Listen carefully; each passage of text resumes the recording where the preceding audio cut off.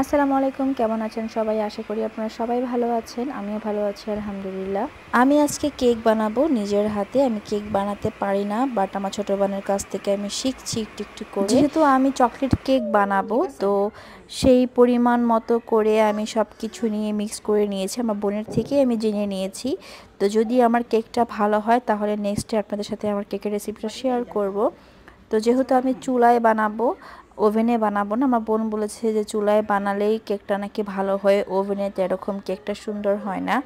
তো আমি একটা সিলভারের বাটিতে করে পুরোটা মিশ্রণটা ঢেলে নিয়েছি একদম ভালো করে। তো আমার বোন যেভাবে যেভাবে বলেছে আমি সেভাবেই করছি। আর এখানে আমি একটা বড় হাঁড়ি নিয়েছি, প্রিহিট করে নিচ্ছি মূল কথা। কেকটা এখন আমি বসিয়ে দিয়েছি, বলেছে 45 থেকে 1 ঘন্টার মতো লাগবে। তাই আমি একটু পরপর না, আমি 40 মিনিট পর এসে আমি একটা লম্বা স্টিক দিয়ে চেক করছিলাম যে কেকটা হয়েছে কিনা। দেখলাম যে না, হয়নি। দেন আবার আমি 15 মিনিটের মতো ঢেকে দিয়েছিলাম। তো এখন দেখেন কোনো লিকুইড দেখা যাচ্ছে না কাঠির সাথে। সেই তো আমার কেক হয়ে গিয়েছে। আমি ঠান্ডা করে দেন আমি মাঝখান থেকে কেটে নিয়েছি, 3টা ভাগ করে নিয়েছি। আর এখানে আমি হুইপ ক্রিম, একটু চকলেট মিক্সড করে ফোম তৈরি করে নিয়েছি, যেটা আমি কেকের মাঝখানে দিব।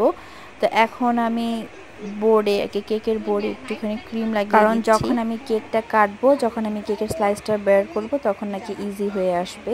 এটা নাকি একটা টিপস। তো যাই হোক, আমার বোনের থেকে আমি সব একটু করে শিখি। যেহেতু আমার মেয়ে কেক খেতে পছন্দ করে, আমিও কেক খেতে পছন্দ করি, তাহলে তো কেক বানানো শিখতেই হয় আমার, তাই না? তো ফার্স্টে আমি একটা লেয়ার দিয়ে নিয়েছি, আর এখানে সুগার সিরাপ বানিয়ে আমি কেকের ভিতরে দিচ্ছিলাম, কারণ কেকটা নাকি সফট হবে, এর জন্য আমি সুগার সিরাপ দিয়ে নিচ্ছি। তারপর আমি এতে চকলেট গানাশ দিয়ে নিচ্ছিলাম। চকলেট গানাশটা তৈরি করতে হুইপিং ক্রিম অ্যান্ড অল্প একটু চকলেট লাগে, তো আমি পরিমাণ মতো নিয়েছিলাম।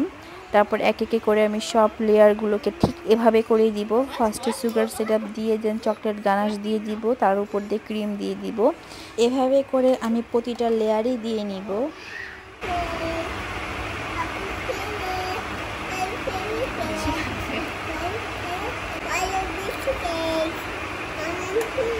এখন আমি সেকেন্ড লেয়ারেও সেমভাবেই দিয়ে নিব, ফার্স্ট লেয়ারের মতো।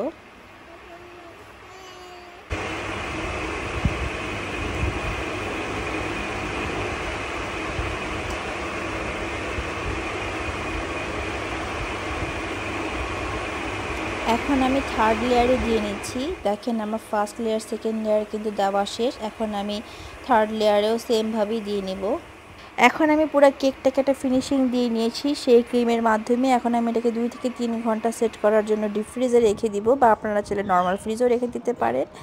এখন আমি ডেকোরেশনের জন্য চকলেট গানাশ নিয়ে নিয়েছি। আমি চাচ্ছিলাম কেক চকলেট দেখা যাবে, তাই আমি চকলেট গানাশ দিয়ে পুরো কেকটাকে সেট করে নিয়েছি। আর এই দেখেন, আমার বোনকে বলেছি যে আমি তেমন পারি না ডেকোরেশন করতে, তুমি আমাকে ডেকোরেশন করে দাও। আমি যেমনটা বলেছিলাম ঠিক মনের মতোই আমার বোন ডেকোরেশন করে দিয়েছে। কেকটা কিন্তু আসলেই মজা হয়েছিল। নেক্সটে আপনাদেরকে আমি পুরো রেসিপিটা শেয়ার করব যে আমি কিভাবে আমার বোনের থেকে চকলেট কেক বানানো শিখেছি। যদি ভালো লেগে থাকে লাইক কমেন্ট শেয়ার করতে ভুলবেন না। ভালো থাকবেন, সুস্থ থাকবেন। আল্লাহ হাফেজ।